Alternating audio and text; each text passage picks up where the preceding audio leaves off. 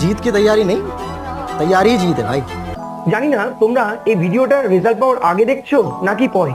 এই ভিডিওটা শুধুমাত্র যে স্টুডেন্টদের জন্যই তাই নয়, এটা কিন্তু গার্ডিয়ানদের জন্য ইকুয়ালি ইম্পর্টেন্ট।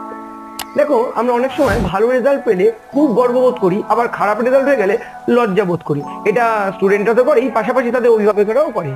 এটা একেবারেই করা উচিত নয়, কারণ আজকের রেজাল্ট কালকে তোমার জন্য ফলপ্রসূ নাও হতে পারে। প্রত্যেকটা স্টুডেন্ট এবং তাদের অভিভাবকদের একটা দিক খেয়াল করা উচিত, যে সে যে রেজাল্টটা করলো কত ভালো করলো তার থেকে গুরুত্বপূর্ণ ও রেজাল্ট করার আগে অর্থাৎ পরীক্ষার সময়কালীন বা সারা বছর ধরে কতটা কেটেছে। যদি আপনার ছেলে বা মেয়ে সারা বছর ধরে পরিশ্রম করে, রেজাল্ট যদি খারাপ করেও থাকে, আপনি নিশ্চিন্ত থাকুন, কারণ ওর এই পরিশ্রমের যে অভ্যাসটাও তৈরি করেছে, ভবিষ্যতে হয়তো এটাই ওকে সাফল্য এনে দেবে। কারণ আজকের ভালো রেজাল্ট হয়তো ওর আত্মবিশ্বাস বাড়িয়ে দিয়ে খারাপও করে দিতে পারতো।